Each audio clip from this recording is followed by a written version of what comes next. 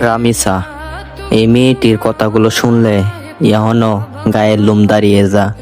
এই মেয়েটাকে কিভাবে যে দুনিয়া থেকে বিদায় করছে ভাই, ঘটনাটা শুনলে শোকের পানি ভাই জোরে পড়ে ভাই। আমার এখনো বিশ্বাস হয় না যে এই 7 বছরের রামিসা যে আমাদের মাঝে নাই।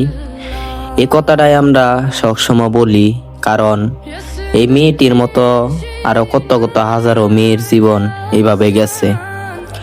তার তারে যারা দুনিয়া থেকে বিদায় করছে, এখনো কইলাম তাদের কোনো আচার বিচার আমরা এখনো পাইনি।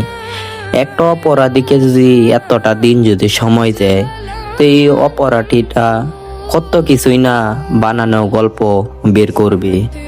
এটাই বলবো তারেক রহমান সরকারকে, যত তাড়াতাড়ি সম্ভব পারেন এই লামিসার, যারা রামিসাকে দুনিয়া থেকে বিদায় করছে, তাদের তাদের একটা কর্তব্য আছে, তাদের কর্তব্যটা অন্তত আপনি পূরণ করে দেন। এই কথাটাই বলবো। এই মেয়েটির ঘটনাটা একটা বাবাই বুঝে একটা মেয়ে হারানোর যন্ত্রণা যে কিরকম। আর ভাই আরেকটা কথা